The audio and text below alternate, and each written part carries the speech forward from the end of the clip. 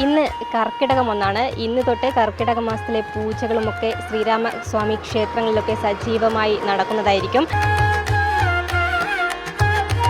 ശ്രീരാമേന്ദ്രനെ നമുക്കൊരു രാമക്ഷേത്രത്തിൽ സന്ദർശനം ചെയ്യണമെന്നുള്ള ഒരു ആഗ്രഹം ഉള്ളതുകൊണ്ട് വന്നതാണ്.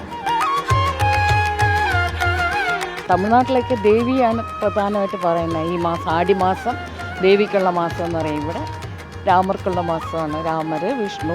ഭക്തജനങ്ങളൊക്കെ രാവിലെ തന്നെ ഈ കർക്കിടക മാസത്തിൽ ഇവിടെ വന്ന് തൊഴാറുണ്ട്. കൂടുതൽ വഴിപാടുകളും അതുപോലെ തന്നെ അർച്ചനയുമൊക്കെ നടത്തിയിട്ടാണ് ഭക്തജനങ്ങൾ ഇവിടുന്ന് പോകുന്നത്. അമ്മയും അച്ഛനുമൊക്കെ ഉള്ളപ്പോൾ തന്നെയുള്ള ഒരു പ്രാർത്ഥനയായിരുന്നു. പിന്നെ വൈക്കത്താണ് നമ്മുടെ വീട് എങ്കിൽ ഇവിടെ വന്ന് കുറച്ച് കാലമായി താമസിക്കാൻ തുടങ്ങിയപ്പം എന്നാലും അത് മുടങ്ങാതെ ചെയ്യുന്നുണ്ട്. എല്ലാ കോവിലിനും വിശേഷമാണ് ഈ മാസം. പിന്നെ അമ്മൻ കോവിലാണെങ്കിൽ കുങ്കുമാഭിഷേകം നടത്തും.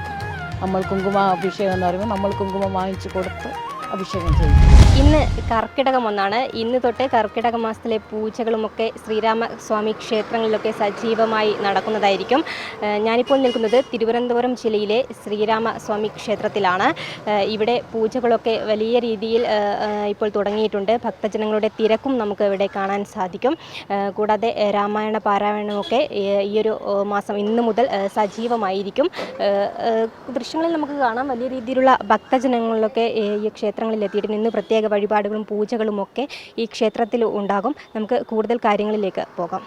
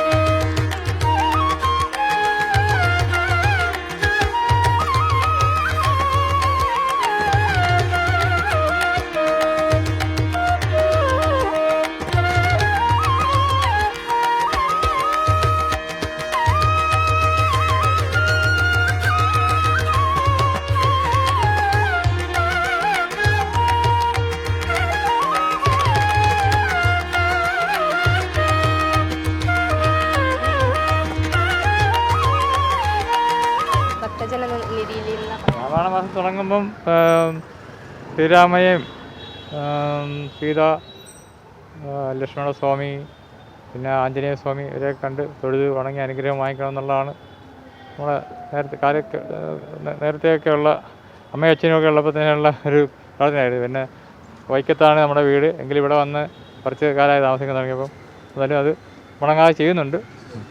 അധികം ഐതിഹ്യങ്ങളെ പറ്റിയൊന്നും എനിക്ക് അറിയുന്നു. ഇവിടെ വൈഫിൻ്റെ പ്രത്യേക വഴിപാടുകൾ അങ്ങനെ എന്തും ചെയ്യുന്നുണ്ട്. വഴിപാടുകൾ വൈഫ് ചെയ്തിട്ടുണ്ട് ഇവിടെ. അമ്മ, ഈ കർക്കിടക മാസമാണല്ലോ, എന്താണ് പ്രത്യേകത? നിങ്ങൾക്കെല്ലാം അറിയാമായിരിക്കുമല്ലോ. ഇത് രാമായണ മാസം എന്ന് പറയും. രാമർക്ക് പ്രത്യേകതയായിട്ടുള്ള ദിവസമാണ്. അപ്പോൾ എല്ലാവരും ഇന്ന് മുതൽ രാമായണം വായിക്കുമെന്നാണ് പറയുന്നത്. 30-ാം തീയതി ആകുമ്പോൾ തീരും. ഈ മാസം അവസാനം തീർക്കും. വേറെ പക്ഷേ തമിഴ്നാട്ടിലേക്ക് ദേവിയാണ് പ്രധാനമായിട്ട് പറയുന്നത്. ഈ മാസം ആടിമാസം ദേവിക്കുള്ള മാസം എന്ന് പറയും. ഇവിടെ രാമർക്കുള്ള മാസമാണ്. രാമർ, വിഷ്ണു. അപ്പം ഞാൻ രാമായണമൊക്കെ വായിച്ചിട്ടാണ് രാവിലെ ഇങ്ങനെ ഇറങ്ങിയത്, തൊഴുതിട്ട് പോകാമെന്ന് വിചാരിച്ച്. എല്ലാ വർഷവും വരാറുണ്ടോ കർക്കിടകം? എല്ലാ വർഷവും. ഞാൻ ഇവിടുത്തെ കാര്യമാണ്. എന്തെങ്കിലും പ്രത്യേക വഴിപാടുകളൊക്കെ നടത്താറുണ്ടോ? വഴിപാടുകളൊക്കെ നടത്താറുണ്ട്. അത് ഞങ്ങളുടെ കോവിലിൽ തന്നെ, ഞങ്ങളുടെ സുബ്രഹ്മണ്യ സ്വാമി കോവിലിൻ്റെ അടുത്താണ് താമസിക്കുന്നത്. അവിടെ ഈ എന്താ പറയുന്നത് പുഷ്പാഭിഷേകം ചൊവ്വയും വെള്ളിയായി നടത്തി ഈ മാസം. എല്ലാ കോവിലിനും വിശേഷമാണ് ഈ മാസം. പിന്നെ അമ്മൻ കോവിലാണെങ്കിൽ കുങ്കുമാഭിഷേകം നടത്തും. നമ്മൾ കുങ്കുമാഭിഷേകം എന്ന് പറയുമ്പോൾ നമ്മൾ കുങ്കുമം വാങ്ങിച്ചു കൊടുത്ത് അഭിഷേകം ചെയ്യിക്കും.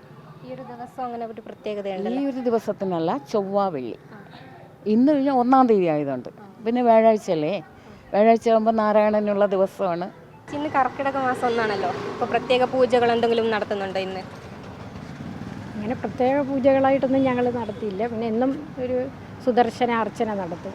ശ്രീരാമേന്ദ്രനെ നമുക്കൊരു രാമക്ഷേത്രത്തിൽ സന്ദർശനം ചെയ്യണമെന്നുള്ള ഒരു ആഗ്രഹം ഉള്ളതുകൊണ്ട് വന്നതാണ്. ഇവിടെ തന്നെയാണോ വീട്? വീട് കുമാരപുരം. എല്ലാ വർഷവും വരാറുണ്ടോ? എല്ലാ വർഷവും ഇവിടെ അല്ലാതുള്ള ദിവസം ഒരു ദിവസം വന്നിട്ടുണ്ട്. പിന്നെ ഇന്നൊന്ന് വരണം എന്ന് കരുതി ഇങ്ങ് വന്നതാണ്. തിരുവനന്തപുരം ജില്ലയിൽ തന്നെ ആകെയുള്ള ഒരു ക്ഷേത്രമാണ് ശ്രീരാമ സ്വാമി ക്ഷേത്രം. മറ്റ് സ്ഥലങ്ങളിലൊന്നും ഇല്ല.